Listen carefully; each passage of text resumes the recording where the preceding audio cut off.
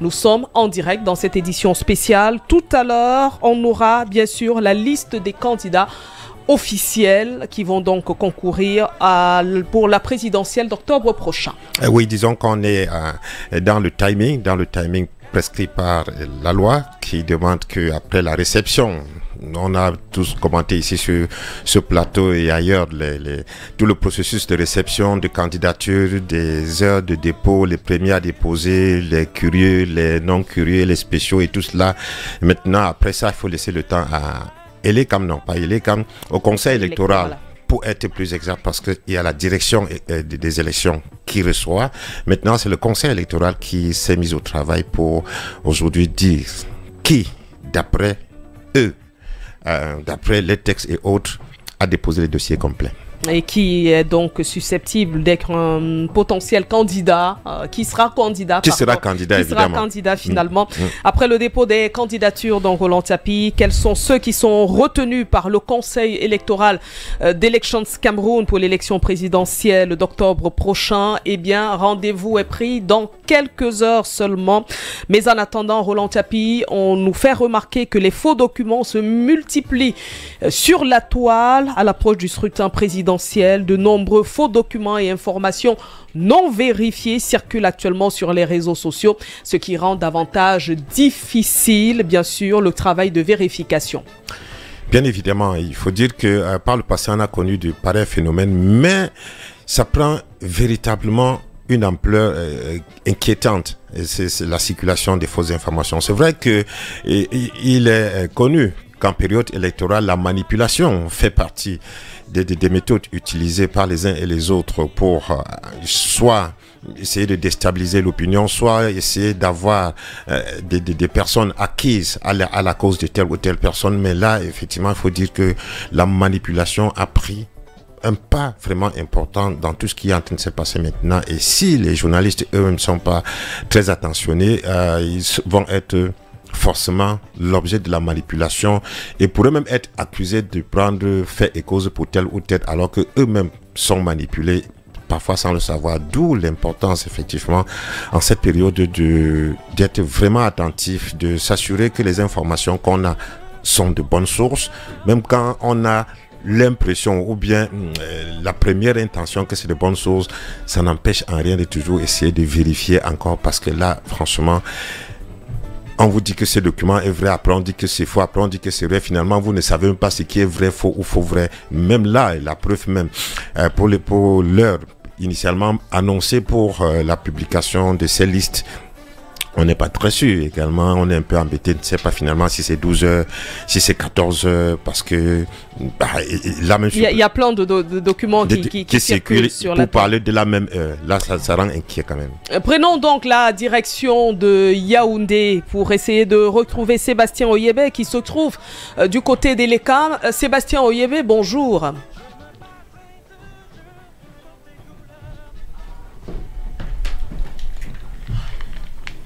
Alors, nous n'avons pas le retour de Sébastien dans le casque. Si c'est pas possible... Marie-Flore. Oui, bonjour Sébastien Oyebe. Bonjour Marie-Flore Amassana, vous me recevez 5 sur 5? 5 sur 5 à Douala, 5 sur 5 à Bafoussam, dans le reste du Cameroun et dans le monde entier. On vous écoute. D'accord. Bonjour à tous ceux qui vous accompagnent en studio et bonjour à nos millions de télé-auditeurs qui nous suivent à travers le pays et au-delà.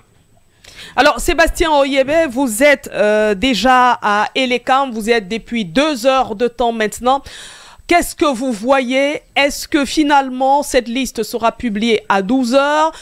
Qu'est-ce qui se dit dans les couloirs d'Elekam? Qu'est-ce que vous voyez concrètement? Qu'est-ce que vous voyez et entendez?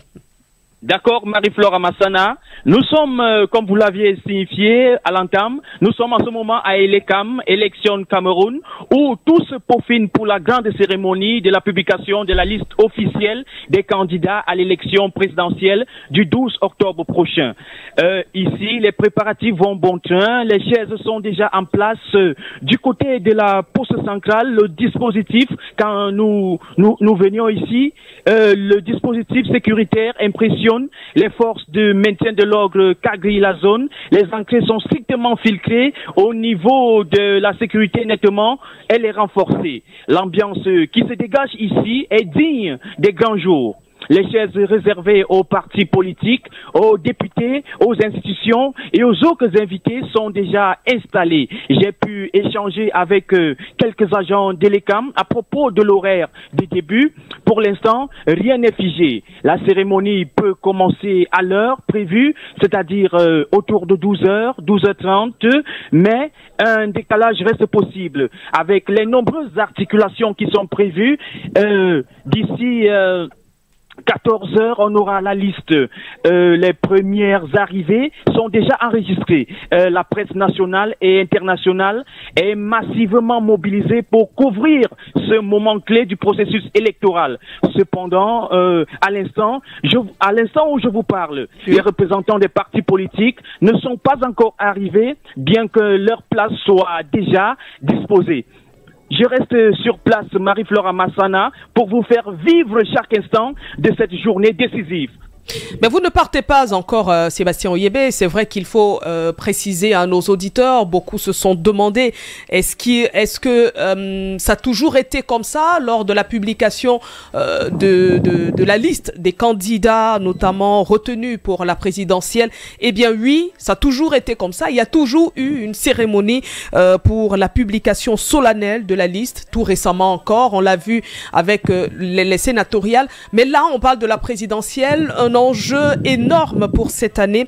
D'ailleurs, si on s'en tient au programme initial, donc le premier programme qui avait été retenu, on évoquait notamment l'arrivée des acteurs du processus électoral et des invités, l'arrivée du directeur général et adjoint des élections, l'arrivée des membres du conseil électoral, l'arrivée du président du conseil électoral accompagné de la vice-présidente, le début de la cérémonie officielle, l'exécution de l'hymne national, la présentation des statistiques des candidatures déposées en vue de l'élection présidentielle du 12 octobre et enfin la publication de la liste des candidats acceptés en vue de l'élection présidentielle du 12 octobre prochain. Mais Sébastien Oyebe, est-ce que parmi les personnes qui sont déjà présentes à Elecam, vous avez vu l'un ou l'autre des 83 candidats? Parce qu'il faut dire qu'au total, c'est 83 candidatures qui ont été déposées à Elections Cameroun. Est-ce que l'un de ces candidats est déjà dans l'enceinte d'Elecam? Pour l'instant, comme je vous l'ai signifié, Elecam a réservé des places pour ces candidats extrampillés des noms des partis politiques. Donc, pour l'instant, à cette heure où je suis en train de vous parler, nous n'avons pas encore aperçu l'un de ces candidats. Peut-être ils vont arriver dans les minutes qui suivent. Même pas des candidats indépendants? Est-ce que les places réservées ne concernent que les partis politiques? On n'a pas tenu compte de ceux qui ont déposé en tant que candidats indépendants? C'est vrai qu'il y a également des places qui sont vides, qui n'ont pas de nom. Donc, nous supposons que c'est pour des candidats indépendants, comme vous le dites à l'instant. Alors, merci Sébastien, on va vous laisser le temps de faire encore le tour pour avoir le maximum d'informations. Oui, savoir déjà si les responsables d'Elecam sont là. Est-ce que vous avez vu en dehors des employés, est-ce qu'il y a un responsable d'Elecam qui est déjà là, qui sillonne un tout petit peu? Qu'est-ce qu'on vous dit à Elecam? Les employés d'Elecam sont là. Il y a tout un carré qui a été réservé pour les employés d'Elecam. Ils sont là, mais on ne voit pas encore le directeur, les hautes personnalités. Ils ne sont pas encore visibles pour l'instant. En tout cas, la direction même d'Elecam n'est pas encore là. Merci infiniment, Sébastien Oyebe. Nous allons revenir vers vous dans un instant. Le temps d'accueillir Jean-Paul Chouniat également sur ce plateau. Jean-Paul, bonjour. Bonjour Marie-Flore, bonjour à Roland Tapi, bonjour à tous nos millions d'auditeurs et nos techniciens. Je rappelle qu'à la technique ce matin, nous avons Ibrahim Danasabé et Roger Paul Simon pour la connexion au téléphone. Eh bien, c'est Jacques-Trude Fernand de Bichoka. C'est un crime de lèse-majesté de ne pas préciser que M. Ibrahim Danasabé, c'est le directeur des musulmans du Cameroun et de l'Afrique centrale. Voilà, champion à nous donner de l'eau à boire. Mais Ibrahim, on n'a pas encore d'eau sur le plateau. Monsieur Ibrahim Danassabe, l'ogard de Ngaoundéré. Merci infiniment, Jean-Paul Choudnia, d'être là. Avec Roland Tchapi tout à l'heure, on revenait un tout petit peu sur ces fake news qui inondent la toile depuis moins de 24 heures maintenant.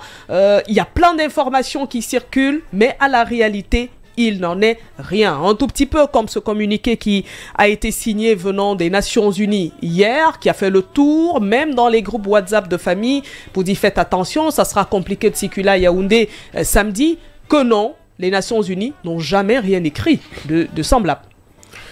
Marie-Flore, dans tous les cas, je pense que c'est le contraire qui aurait surpris qu'il n'y ait pas de fake news autour de cet événement, à savoir la publication de la liste provisoire des candidats admis à se présenter à l'élection présidentielle.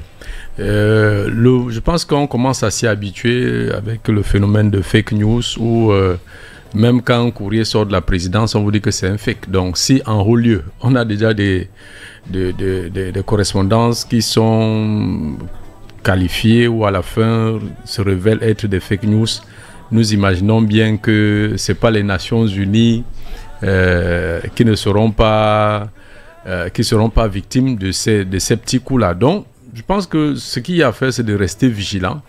Et surtout aux journalistes, que chaque fois que vous tombez sur un communiqué, même s'il, je préfère dire s'il a l'air authentique, vous devez faire très très attention parce que vous pouvez donner une information et on vous reprend dans les secondes qui suivent et puis ça entame votre crédibilité. Donc il faut beaucoup de méfiance et de vigilance. Nous ne sommes qu'à la publication de la liste électorale. On annonce déjà des situations complexes que vivrait le Cameroun. On se pose bien la question, quand on ira aux urnes et qu'il va falloir publier les résultats, peut-être que c'est Armageddon qui va s'abattre sur le Cameroun si on s'en tient à ce qu'on voit écrit de part et d'autre. Mais toujours est-il, Roland Tchapi, ces contenus souvent présentés comme officiels, d'ailleurs Jean-Paul Choudnia le disait tantôt, se propagent rapidement et peuvent parfois même influencer l'opinion publique dans un contexte qui est déjà assez sensible. Oui, et disons que, comme je disais tantôt, ça se participe on appelle cela la mésinformation, c'est-à-dire que la fabrication intentionnelle des informations fausses dans l'intention effectivement de manipuler l'opinion, de l'orienter vers telle ou telle piste pour éviter telle ou telle chose ou bien plutôt pour provoquer telle ou telle réaction. C'est des choses auxquelles on ne peut pas ne pas se méfier maintenant. Je rappelle déjà que quand on a annoncé la cérémonie de publication de cette liste aujourd'hui, il y a une liste qui est sortie aussi, même deux, j'ai vu deux listes au moins qui sont sortis comme étant des listes on appelle ça quoi, des présélectionnés, et les gens qui publiaient ces listes, il y avait parmi eux des journalistes qui disaient que des sources sûres et tout cela, alors qu'il n'en est rien. Si on ne fait pas attention, et quand on met sur la place publique des listes comme ça, c'est soit pour voir la réaction des uns et des autres par rapport à l'absence ou la présence de telle ou telle liste, mais c'est des choses qui vont forcément arriver de tous les camps, des partis concernés, des partis non concernés. Vous savez qu'en période pareille, il y a ce qu'on appelle les officines qui sont forcément mises en place pour effectivement jouer ce rôle pour des buts de campagne électorale. C'est clair que on va être davantage inondé par des fake news. C'est clair que l'opinion, si elle n'est pas suffisamment vigilante, elle va se laisser facilement emballer d'un côté ou de l'autre. Et malheureusement, avec la vitesse des réseaux sociaux aujourd'hui, ces informations, comme tu l'as dit Marie-Flore, dès qu'elle est publiée sur les réseaux sociaux, elle se propage à une vitesse plus que sonique. Et les réactions aussi surgissent de tous côtés, c'est-à-dire que, et puis l'opinion, ceux qui ont accès à ce genre d'informations ne sont pas là pour juger de la véracité ou pas, ils savent que voici ce qui est comme une information, ils commencent à commenter, ainsi de suite. Et comme Jean-Paul disait tantôt, c'est d'autant plus difficile qu'on ne sait plus finalement ce qui est faux, ce qui est vrai. On a, avant même la publication, l'information sur la publication de ces listes, eu affaire à une affaire de vraies fausses vraies démissions de l'entraîneur Marc Brice. Alors que tous les éléments indiquaient qu'effectivement il y a eu une démission, tous les éléments indiquaient que la FECAFOOT a réceptionné la lettre de démission et autres. Il y a d'autres éléments qui sont sortis pour indiquer qu'il n'y a jamais eu d'émission et que c'est juste des fabrications qui ont été faites à des fins de je sais pas quoi de manipulation ou bien pour chercher noise à telle ou telle personne. Donc quoi qu'on dise, il faut tout simplement que l'opinion reste comment dire, très très prudente, et à nous journalistes, comme j'ai dit tantôt, d'être suffisamment, d'avoir suffisamment de discernement pour être sûr que l'information qu'on donne aussi est la bonne. Parce que si finalement, pour une fois, l'opinion peut se retourner vers le journaliste pour être rassuré sur un certain nombre de choses, là, ce serait une façon pour le journalisme de redorer un peu son blason perdu dans le temps. Et à ce moment, il faut également faire très attention à ce qu'on publie sur la toile, à ce qu'on dit, Jean-Paul Choutignat, parce qu'on a vu des messages appelant pratiquement en soulèvement, et on dit non, même sur Balafon, on dit non à ce genre de manifestation, à ce genre de déclaration. Pourtant, il faudrait rester assez serein et attendre calmement, bien sûr, que Elekam puisse publier cette liste-là. Au départ, l'heure initiale, c'était 12 heures, tel que nous présente Sébastien Oyebe et tel qu'il nous présente la situation à Yaoundé. On a bien peur qu'on est parti là pour 13h30, peut-être un peu plus, puisqu'il y a une deuxième information qui est arrivée 14h30. Toujours est-il que nous sommes connectés avec Yaoundé, on est connecté avec Elekam pour savoir exactement à quelle heure est-ce que cette liste sera finalement communiquée. Mais comme je le disais tantôt, Jean-Paul Choutignat, il faudrait tout faire pour que la paix règne au Cameroun. C'est le plus important. Oui, c'est le plus important pour tout le monde. Et ne pas appeler à l'insurrection. Non, avant d'y arriver, il y a un ancien ministre des Sports dans ce pays qui était allé à une cérémonie d'inauguration du stade de rugby à Yassa. Et il était arrivé et il était un peu désolé et surpris que les corps constitués n'étaient pas là. Quand il a pris la parole, la première chose que Michel Zoa a dit que quand on dit qu'une cérémonie commence à 9h, il faut qu'elle commence à 9h. C'est la marque du sérieux. Donc, c'est pour dire que si Elekam dit que ça commence à 12h, ça devrait commencer à 12h. Maintenant, est-ce qu'il faut savoir, est-ce que ce communiqué finalement qui annonçait que ça sera à 12h, est-ce que ce communiqué provient effectivement d'Elekam?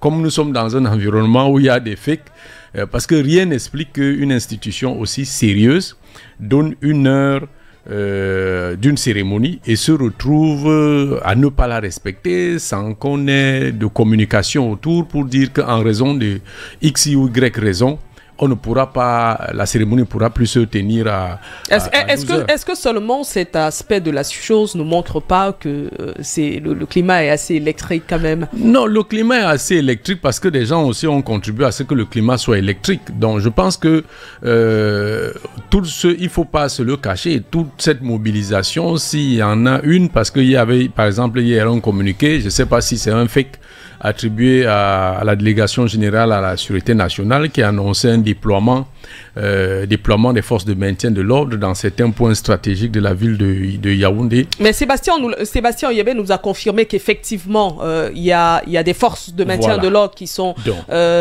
bloquées ça et là. Et si tu permets, juste le temps qu'on aille à Maroua, parce que on vous l'a dit en début d'émission, c'est une édition spéciale. On va faire le tour. Il y a 83 dossiers de candidature qui ont été déposés à Elekam. La plupart des partis politiques sont concernés, mais il y a plus de candidats indépendants. À Maroua, essayons d'avoir notre correspondant là-bas, Michael Dopas. Michael Dopas, bonjour. Bonjour Marie-Flore, bonjour à tous vos invités là-bas en studio. Merci Michael Dopas, vous répondez à nos questions depuis la ville de Maroua, Maroua la belle, Maroua la fille aînée, la fille aimée et aimée, la belle, voilà, de Maroua.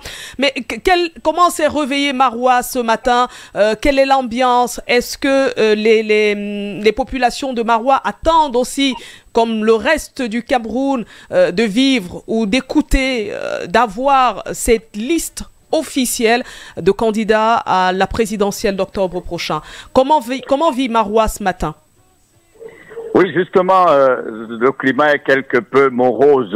Ici, on dirait que le ciel est en symbiose avec les cœurs des populations ici.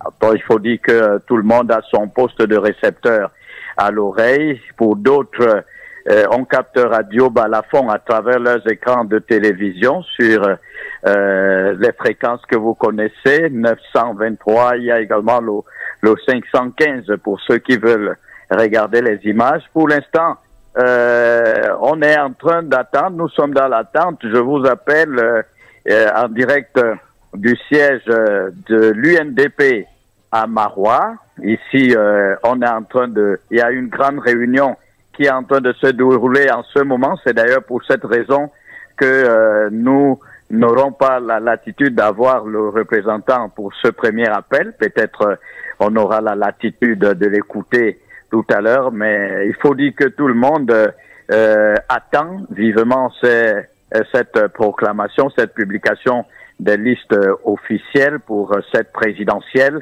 On a fait un détour également tout à l'heure par, n'est-ce pas, le siège du MDR. Vous savez que Maître Paulin Djoroué, ou le sénateur Paulin Djoroué, est revenu de Yaoundé il y a cela 2 jours. Il a été porté en triomphe du côté de l'aéroport international de Marois-Salac, et il a annoncé à sa descente d'avion que son parti va voter le président Paul Biya. Donc, ils sont de ce côté-là aussi dans l'attente, parce que sait-on jamais, les gens ne sont pas sûrs de la candidature de leur leader, le président Paul Biya.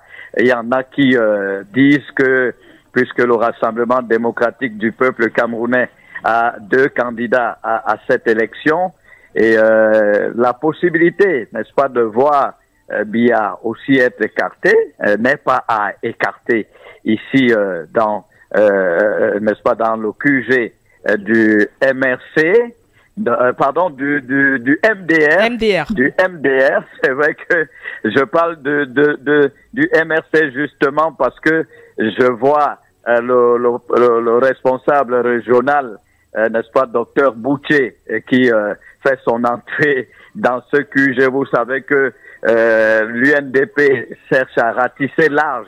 Il y a des concertations chaque jour avec d'autres partis politiques. Donc, on a donc enregistré l'entrée de maître, ou plutôt de docteur Boutier, qui représente le MRC dans la région de l'extrême nord, qui certainement vient rendre une visite de courtoisie à maître Paulin Djoroué. Il est tout souriant, mais pour le moment, personne ne veut faire aucune déclaration ici. L'heure est à l'attente. Il faut dire que dans les carrefours, on a l'impression que les uns et les autres redoutaient quelque chose. On voit les gens en petits groupes, on chuchote ça et là. Dieu seul sait ce qu'ils sont en train de penser, mais on peut être sûr que ce qui est au menu des échanges ici, c'est l'attente de la publication de cette liste officielle des candidats à l'élection présidentielle, Marie-Flore. Merci infiniment, Michael Dopaz. Nous allons certainement revenir vers vous à Marois. Ce qu'on retient, c'est que vous êtes au siège de l'UNDP et que là-bas se tient une réunion. On ne peut pas avoir de responsable pour l'instant. En dehors de l'UNDP, du côté du MDR, on ne se prononce pas encore, tout comme les représentants des autres formations politiques qui sont autour. On retient également qu'à Marois, tout le monde a son poste radio, tout le monde est sur son téléphone, même si Roland Tapi, Jean-Paul Chouniad, il faut quand même mentionner que depuis ce matin, la connexion et qu'Internet très perturbé depuis ce matin. Il y a une forte perturbation d'Internet. C'est vrai que l'entreprise, pour le cas de l'entreprise Orange Cameroun, elle a déjà communiqué pour s'excuser auprès de ses abonnés. Je pense que tout semble revenir dans l'ordre, sauf peut-être le mobile money. C'est très difficile de payer par là, Papi Bikanda. Mais bon, Orange Cameroun qui a déjà communiqué, peut-être que ça sera également le cas pour MTN Cameroun et Camtel, la perturbation du réseau en appel et par Internet qui est perturbée. Mais vous pouvez quand même nous avoir sur Radio Balafon officiel et Balafon Télévision, c'est bien ça, Roger Paul Simo, Ibrahim Danasabé, voilà, ils sont là, ils sont en poste, il est 11h32 à notre montre, l'heure initialement prévue pour ces candidatures, c'était 12h, mais on est loin de ces 12h. Michael Dopas qu'on retrouvera donc du côté de Maroua, on fera le tour comme ça, on ira tout à l'heure en Ngaoundéré pour savoir qu'est-ce qui se dit du parti Univers, qui a quand même 2 dossiers de candidature parmi ces 83, mais toujours est-il, Roland Tapi, je pense que c'est Jean-Paul qui avait la parole tout à l'heure, toujours est-il que on reste serein pour la plupart, si on s'en tient à ce qu'a dit Michael Dopas, on reste serein, on ne se prononce pas encore, les commentaires, ce sera bien sûr après la publication par le Conseil électoral. Oui, c'est vrai, mais il faut quand même relever un fait, c'est que ceux qui publient les fake news, c'est une preuve d'irresponsabilité, que ce soit dans les officines dont Roland en parlait, même relevant même des officiels ou alors des privés qui sont tapis dans l'ombre qui le font. Ils jouent avec du feu parce que vous pouvez envoyer une information en croyant que vous faites un ballon d'essai, mais au lieu que ce soit un ballon d'essai, ça devient un vrai ballon qui explose entre vos mains. Et puis, le pays prend feu. Donc, on ne joue pas avec ces détails-là. Il faut faire très, très attention. Vous avez dit tout à l'heure qu'il y a un climat électrique. Pourquoi le climat doit être électrique? Moi, je pense qu'il y a des gens qui ont contribué à ce que ce climat soit ainsi. Parce que si vous êtes un parti politique, vous introduisez 2 candidatures, la seule chose que vous attendez, c'est que la loi soit appliquée, un parti ne peut pas investir deux candidats. Donc, s'il faut rester dans l'attente de la publication de cette liste, je pense qu'il y a des cas quand même comme le cas Maurice Kamto, où tout le monde voit, même j'ai envie de dire, même les aveugles voient toutes les manœuvres qui sont faites pour que sa candidature soit rejetée. Mais ce n'est pas le seul candidat, Maurice Kamto. Ils sont 83 candidats parce qu'on focalise sur le cas Maurice Kamto. Je ne refuse pas. Pourtant, au niveau de l'UPC, par exemple, vous avez, au lieu de 2, vous avez 3 candidats là-bas. Non, je ne refuse. C'est aussi intéressant là-bas. Je ne refuse pas, Marie-Flore. Simplement que l'UPC nous a habitués déjà à ces scénarios. Donc, c'est pas quelque chose qui surprend trop du côté de l'UPC. C'est même l'unité de candidature qui devait surprendre à l'UPC. Pour une fois. Donc, à ce moment-là, il faudrait peut-être parler du RDPC qui n'a jamais... Oui, voilà. C'est là-bas qu'il y a exception. Oui, il y a exception, parce que vous savez... Ce n'est jamais arrivé au RDPC qu'on a 2 candidatures, Roland Tapi. Ce n'est jamais arrivé, mais le RDPC au pouvoir. Donc, ils peuvent facilement gérer ça. Donc, il n'y a pas... Je veux dire, il n'y a pas péril à lendemain. Donc, vous pensez que si, par exemple, la candidature de Paul Biya est rejetée ou Léon Terre ou Nana, le pays va prendre feu? Non, ça ne peut pas. Parce que ce que l'opinion va se dire, c'est entre eux. Donc, d'aucuns diront même que c'est un petit jeu qu'on a fait pour que une candidature soit rejetée, et en l'occurrence celle de Léon Teller Onana, pour montrer qu'au sein du parti, il y a une certaine vitalité démocratique, que personne n'est muselé. Sinon, ça ne pourrait même pas arriver.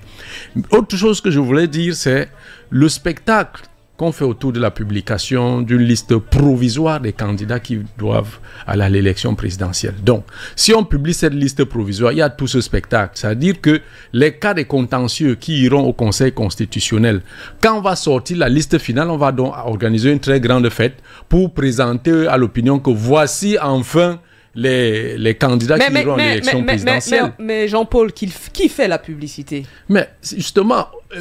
Parce que la façon avec laquelle, on en parlait avec Roland tout à l'heure, la façon avec laquelle Elecam le fait, ça a toujours été le cas. Mais maintenant, je pense que ça dépend juste comment je vais dire, de l'ampleur de l'enjeu. Oui, voilà, justement, l'enjeu, c'est parce que l'enjeu avec la mobilisation des forces de l'ordre, c'est parce qu'on sait très bien qu'il y a des candidatures que si on rejette, ou alors des candidatures, si elles sont rejetées, ça peut bouger. Mais il y a toujours les forces de l'ordre qui encadrent généralement... Mais pas avec une telle ampleur. Peut-être pas la même ampleur. Bon, Marie-Flore, je vais vous poser une question simple. La preuve, c'est que vous n'avez jamais fait une édition spéciale. Mais justement, c'est pour ça que je voulais vous poser la question, que vous pouvez me rappeler combien de fois on a fait une édition spéciale autour de la publication d'une liste provisoire des candidats à l'élection présidentielle? Je ne pense pas. Mais pourtant, il faudrait, Roland Tapi, l'enjeu est énorme, comme disait Jean-Paul Chouniat tout à l'heure. Oui, Marie-Flore, qu'on le veuille ou pas, on aurait voulu l'éviter d'une manière ou d'une autre. On ne peut pas nier que le contexte actuel est particulier par rapport à tout ce qu'on a vu avant. De mémoire des journalistes, comme disent certains, je ne suis pas sûr qu'il y ait souvent eu effectivement un déploiement de sécuritaire pour la publication des listes. D'ailleurs, même avant d'arriver à cela, je me pose toujours la question, est-ce qu'effectivement on a besoin de toute une cérémonie pour publier une liste provisoire de candidatures? Ailleurs, ça se passe vraiment de manière inconnue, c'est-à-dire qu'on sait, parce que dans un contexte où on pense que tous les fils... Mais pourquoi vous posez la question pour cette élection? Il fallait le poser pour les autres élections.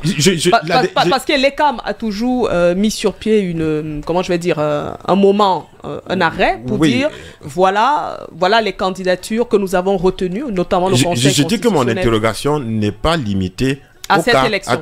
Je dis que je me suis toujours pour la question, est-ce qu'on a besoin de théâtraliser une cérémonie qui veut juste dire que bon, ok, voilà toutes les personnes qui ont voulu être candidats, voilà la liste après qu'on ait examiné les dossiers de candidature. Parce que si on est dans un contexte où on veut construire une démocratie avec tout le monde, en incluant tout le monde, en essayant de faire en sorte que toutes les compétences que regorge le pays soient mises à contribution, je pense qu'on serait même en train d'aller fouiller un peu partout pour voir je connais des pays où on part chercher à l'extérieur des gens pour qu'ils viennent être candidats à l'élection présidentielle parce qu'on estime qu'ils ont des capacités. Mais ici au Cameroun, j'ai plutôt l'impression qu'on travaille en sorte qu'il y ait certaines personnes qui ne soient pas candidats à l'élection présidentielle. Ça pose quand même problème. Et cela a cristallisé progressivement des attentions au point où on en arrive à cette situation. L'ampleur qui est aujourd'hui donnée à la publication de ces listes ne date pas d'aujourd'hui. Ça part du fait qu'effectivement, depuis pratiquement 5 ans, pour ne pas dire depuis la dernière élection, l'opinion est tenue en haleine par un seul parti politique et son leader qui aujourd'hui a, qu'on le veuille ou pas, une fixe sur lequel la plus grande partie de la population a aujourd'hui une fixation. On veut comprendre est-ce qu'il pourra ou pas. La candidature de Maurice Kamto, surtout parce qu'elle a d'abord suscité des débats en avant par rapport à ce qu'on a appelé le mandat impératif ou pas. Le débat a duré des années et ça a mobilisé scientifiques, professeurs et autres, on ne peut pas nier. Et aujourd'hui, logiquement, l'opinion se pose la question, où est-ce qu'on en est? Qu'est-ce que ça va arriver maintenant? Qu'est-ce qui va arriver maintenant? Où il a quand même trouvé une parade pour éviter ce qu'on a appelé le mandat impératif. Qu'est-ce qui va en être aujourd'hui? Est-ce qu'il... En fait, c'est un peu... Les gens sont un peu curieux de savoir quelle va être l'issue de cette bataille juridique d'opinion et autres entre les deux parties. Qui va gagner ou pas? Mais de manière ultime, il faut le dire toujours, on ne gagne pas contre son frère ou entre fils d'un même pays. Il ne devrait pas avoir des gagnants. On devrait plutôt être complémentaires pour être sûr que chacun apporte sa contribution pour la construction du pays qui appartient à tout le monde en réalité. 83 dossiers de candidature déposés à la direction générale des l'ECAM. Bien, le conseil électoral, lui, il fait le tri et communiquera dans quelques instants, Jean-Paul Chouniat, la liste, bien sûr, de ceux qui iront à l'élection présidentielle. Maintenant, ceux que ça n'arrange pas iront au conseil constitutionnel. Et à la fin, on aura donc la liste définitive de ceux qui seront candidats le 12 octobre prochain pour l'élection présidentielle. Ça s'annonce quand même chaud. En dehors des formations politiques, on a pour une première fois quand même enregistré de nombreux candidats indépendants. Est-ce qu'on peut faire un point en arrêt sur ces candidats indépendants qui sont plus nombreux que les candidats des formations politiques? Bon, je pense que jusqu'ici, on en avait 26 au dernier des comptes, sauf si il y a eu d'autres... Non, ça ne peut pas être 26, Jean-Paul, juste... C'est plus? Oui. tout simplement du fait que, d'après la loi, si un parti politique n'a pas d'élu, il peut aussi investir, mais sous les conditions de candidat indépendant. Ça veut dire qu'en réalité, si on exclut les 18 partis habilités à investir parce qu'il y a un élu, tout le reste sont des candidatures indépendantes. Dans tous les cas, le nombre de candidatures indépendantes, elle est certes pléthorique, mais vous savez, dans l'investiture des candidatures indépendantes, alors les candidatures indépendantes, la plus grosse difficulté qu'on a toujours présentée, ce sont les 300 signatures à raison de 30 par région. Moi, je me pose simplement la question, est-ce que ces candidatures indépendantes ont reçu chacune les 300 signatures? Bon, tout au moins, ces candidats... C'est ce que le Conseil électoral va nous dire. Ils ont réussi à déposer. Alors, soit la formule, c'est de déposer. On a même vu un candidat qui a déposé avec un chèque sans provision. On a quand même reçu le dossier. Peut-être qu'on aurait dû éliminer à l'instant. Donc, c'est pour dire que, comme je le disais à une autre occasion, je crois à Télémidi, sur la multitude de candidatures, 83, je pense que ça aurait pu être pire. On aurait pu... Plus que ça, pour ne pas dire pire, parce que même si on aurait eu 150 candidatures, je pense que le code électoral fixe les conditions dans lesquelles un Camerounais, n'importe quel Camerounais peut se porter candidat, quitte à respecter toutes les conditions prescrites par la loi. Donc, pour moi, personnellement, le nombre de candidatures ne m'impressionne pas trop. Il y a 30 millions de Camerounais, donc au moins on aurait pu avoir même 1 million de candidatures. Ça, c'est la loi. Donc, il faut... Mais il faudrait quand même respecter, bien sûr... Marie-Flore, vous pensez que sur 30 millions de Camerounais, on n'a pas 1 million de Camerounais sérieux? Non, c'est pas ce que j'ai dit. J'ai pas parlé du sérieux. Je suis en train de parler du cadre légal. Je parle du cadre légal. Fixé par la loi, non? Fixé par la loi. Voilà, donc on a quand même 1 million de Camerounais qui peuvent respecter le cadre légal fixé par la loi. Donc il peut arriver qu'on ait 1 million de candidatures à condition que chacun trouve ses 30 millions de francs à payer. Dans un instant, nous prenons... Oui, Gertrude, nous allons le faire. Et je tiens à rappeler à nos auditeurs, notamment pour ceux qui nous suivent sur les réseaux sociaux, que Balafon a pour mission de préserver la paix, qui reste un bien précieux. Nous ne favorisons pas la division du tout. Je parle notamment des personnes qui réagissent sur les pages de Balafon. Je pense qu'à un certain moment, on sera obligé de censurer certains messages qui appellent à la division et à la haine. Nous n'accepterons pas des messages de division sur le site de Balafon, que ce soit Balafon Radio ou Balafon Télé. Vous êtes libre de soutenir l'un ou l'autre candidat. Ils sont quoi, 83, mais ne pas appeler à la révolution, à la révolte. Non, ça ne passera pas par Balafon. Si tu permets, je pense qu'il fallait le dire clairement pour que Balafon, il ne faudrait pas que des messages comme ça passent sur notre antenne. On l'a vu sur les réseaux sociaux, des gens appelant à un soulèvement. Non, Balafon est contre un soulèvement. Je dis bien contre le soulèvement. Nous sommes pour la préservation de la paix. Nous protégeons les vies humaines. Nous appelons à respecter le cadre légal et les institutions de la République. Il faut privilégier les voies légales pour toute contestation et afin de bâtir un avenir commun pour le Cameroun, Roland Tapi. Oui, c'est aussi l'occasion de dire à tous ceux qui nous écoutent, aux populations, qu'il s'agit là juste d'une publication de listes de candidatures et que il faudrait que les Camerounais restent sereins, qu'il faudrait que les Camerounais restent, sereins et rassurés que, quel que soit le cas, la justice, elle sera faite. Si elle n'est pas humaine, elle sera divine et qu'on n'a pas besoin de rentrer dans des attitudes à tout prix qui appellent à la violence parce que ça n'arrangerait personne du tout. Il n'est pas que c'est un peu comme un match de football. Vous savez très bien que quand deux équipes sont en train de jouer, il y a des fans derrière qui bagarrent même derrière, qui se chamaillent, qui lancent même des cailloux et tout, mais ça ne change rien au final à l'issue du match. Et quelle que soit l'issue du match, la vie continue après. Un clin d'œil à Blida. Allons à Bafoussam, parce qu'il fait très froid à Bafoussam. Certainement, Ibrahim, lui, il est revenu avec son bonnet là. Il m'a dit, il pleut, il fait froid à Bafoussam. Nous allons essayer de retrouver Franck Duroc Tassonquin. Franck Duroc, bonjour. Bonjour Marie-Flore, bonjour à Jean-Paul Chuniat, bonjour Roland. bonjour particulièrement à nos auditeurs du côté de Hop Station, c'est à Bamenda dans le nord-ouest du pays, qui reçoivent le signal de Radio Balafon depuis quelques jours. Eh bien, vous avez dit, nous sommes à Bafoussam. Oui, nous sommes dans le premier arrondissement en ce moment où un seul sujet va à la une, un seul sujet au menu des échanges. Nous sommes en ce moment à UKAO.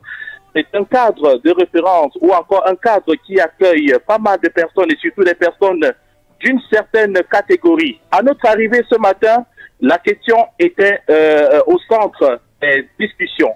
On parle naturellement de la publication des listes ou encore des candidats provisoires retenus pour l'élection présidentielle d'octobre 2025. Mais Marie-Flore, il faut rappeler, avant de passer la parole à quelques compatriotes qui vont vous dire eux-mêmes comment ils vivent ce moment important de l'histoire politique du Cameroun. Rappelons qu'il y a une fine pluie qui arrose le département de la Missy et qui n'a pas l'intention de s'arrêter jusqu'ici. Il a lu dans ses intentions. Oui, Franck Duroc. C'est ce qui bat, c'est ce qui fait l'actualité à Bafoussam. Il prend un peu de café, Franck Duroc. Il est toujours là, Franck Duroc? Oui, Marie-Flore, je vous écoute. Alors, l'actualité, c'est autour notamment de la publication des candidats qui ont été retenus par le Conseil électoral, avant peut-être d'avoir également l'avis du Conseil constitutionnel. À Bafoussam, comment je vais dire, ça s'anime, on attend véritablement. Au départ, c'était 12 heures. Finalement, on annonce 14h30, mais Sébastien Oyebe, qui est déjà du côté des LECAM, il y est, ça fait pratiquement 3 heures de temps. Il attend de nous dire quand comment je vais dire, pour nous donner le bon moment. Voilà, j'y arrive finalement, pour nous donner le bon moment pour repartir à Yaoundé. Alors, Franck Duroc, qu'est-ce qui se dit? On attend véritablement les listes. Est-ce que vous avez rencontré notamment ces candidats indépendants qui ont fait le buzz, entre guillemets? Qu'est-ce qu'ils disent? On voudrait un peu savoir comment se porte la capitale de l'Ouest Cameroun. Rencontrer les candidats indépendants, non, mais des observateurs avertis, des personnes qui accordent du crédit à cette actualité hautement politique. Et là, avec M. Hippolyte, lui aussi, on s'est retrouvé là il y a quelques minutes autour d'une table en train d'évoquer notamment cette question de publication des candidatures. Hippolyte, bonjour. Bonjour. Vous êtes en direct de Radio Balafon. Le plaisir est partagé. Alors, oui, on parle de la présidentielle, de la publication des listes de candidats retenus. Comment est-ce que vous ai retrouvé tout à l'heure autour d'une table? Bien sûr, nous partageons un échange autour de cette thématique et la publication de la liste électorale. Des candidats plutôt. Bon, il faudra dire que nous attendons avec beaucoup de sérénité et chacun a son opinion. Mais quand on dit que c'est l'État qui aura le dernier mot, nous disons que simplement que la loi soit dite et que la loi soit respectée. Vous savez que nous sommes dans un environnement où les opinions ont tendance à prendre le dessus sur la loi. Et comme tel en politique, il faudra qu'on apprenne un peu qu'en politique, il y a également le droit qui prime et qu'au dernier moment, c'est la loi qui sera dite et que les uns et les autres se plient à la décision. Et que s'il y avait des recours, qu'on le fasse dans la concorde et qu'on le fasse pas dans la paix et la sérénité. Donc voilà en réalité mon opinion par rapport à cette situation. Et il faut dire que l'ambiance va de bon train par rapport à cette situation. Marie-Flore, je vais rappeler à la suite du grand frère Hippolyte, lorsque nous sommes arrivés ici à UKAO, il y a une phrase qui a retenu notre attention, la préservation de la paix. Eh bien, cela passe naturellement par le respect des opinions. Oui, bien évidemment, il faut dire que le respect des opinions est toujours au centre des débats, mais au finish, la loi devra primer. Il faudra qu'on comprenne que nul n'est au-dessus de la loi et qu'au dernier moment, nous devons respecter les lois de la République. Nous sommes dans une République. On ne peut pas aujourd'hui, c'est les câbles, ensuite le Conseil constitutionnel. Durant tout le processus, la loi sera au devant des comportements, va régler la société, va régir la société comme c'est d'habitude, comme c'est d'accoutumance. On ne va pas revenir là-dessus. C'est connu de tous. On va davantage continuer à respecter la loi. La loi est la loi et avec au centre la paix également. On ne peut pas parler de la loi sans la paix. Voilà, on va retenir la loi, la paix et surtout le respect des opinions. À côté de lui, comme plusieurs autres habitants de la MIFI, il y a le patriarche Carly qui nous accorde également une interview. Papa, bonjour. Bonjour. Vous êtes en direct de Radio Balafon. Oui, merci. C'est avec plaisir que je voudrais vous exprimer maintenant mon opinion par rapport à cette actualité. Ouais. Je pense que les gens en font un peu trop parce que ce n'est pas un événement nouveau. La publication des listes des candidatures a été inscrite dans la loi 2012-001 du 19 décembre 2012 portant code électoral. C'est un rituel. Mais cette année, je ne sais pas pourquoi les gens en font un chou gras. Est-ce parce qu'il y a eu un nombre excessif de candidatures, 82, jamais vu? Est-ce parce qu'il y a eu c'est le profil des candidats qui soulève cette fébrilité? Parce qu'en fait, il faut le dire, on vit dans une sorte de fébrilité. Et moi, je pense que, comme a dit mon ami Hippolyte, il faudrait que la loi soit dite. Tout doit être fait dans le respect de la loi. La loi a prescrit un certain nombre de délais pour la proclamation, pour la publication de ces résultats de candidature. Je constate, je note, je relève avec satisfaction que ce délai a été respecté par ELECAM. Que ELECAM continue également dans cette voie et que les candidats dont les candidatures n'auront pas été retenues, sachent également faire preuve de retenue dans l'acceptation de cette décision pour peu que cette décision respecte scrupuleusement la loi. Et maintenant, les candidats ont encore 3 jours, ceux qui n'auront pas été retenus, ont 3 jours pour formuler des recours au Conseil constitutionnel, qui est l'organe décisif pour la proclamation, la publication définitive des candidatures retenues.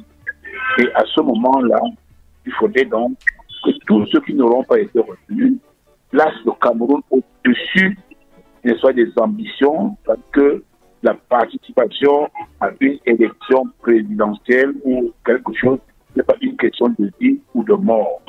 La République doit rester debout et nous devons tous préserver la paix, consolider cette paix et la cohésion sociale qui fait notre force au Cameroun.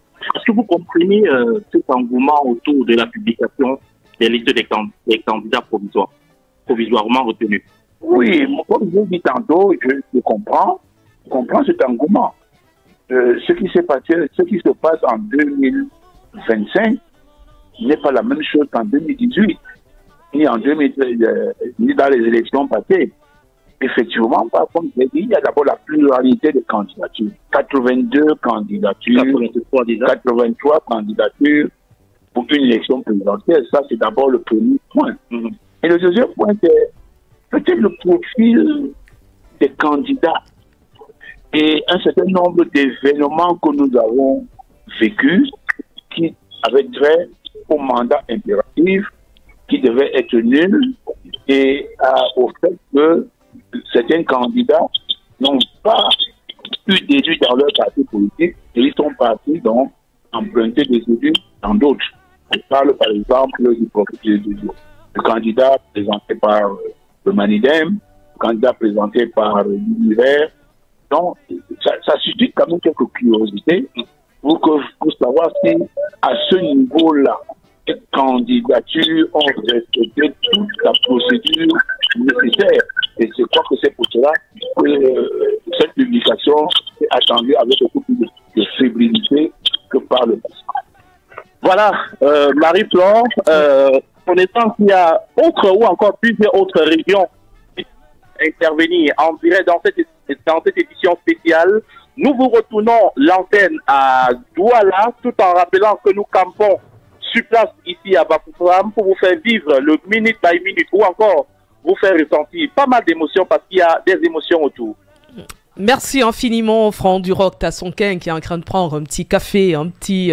oui, il est du côté de UKO à Bafoussam. Pour ceux qui sont sur la route, embouteillage monstre à Batié. Si vous voulez prendre la route de ce côté, non seulement il y a de la pluie, mais il y aurait eu un accident à cet endroit, ce qui crée véritablement un bouchon énorme du côté de Batié.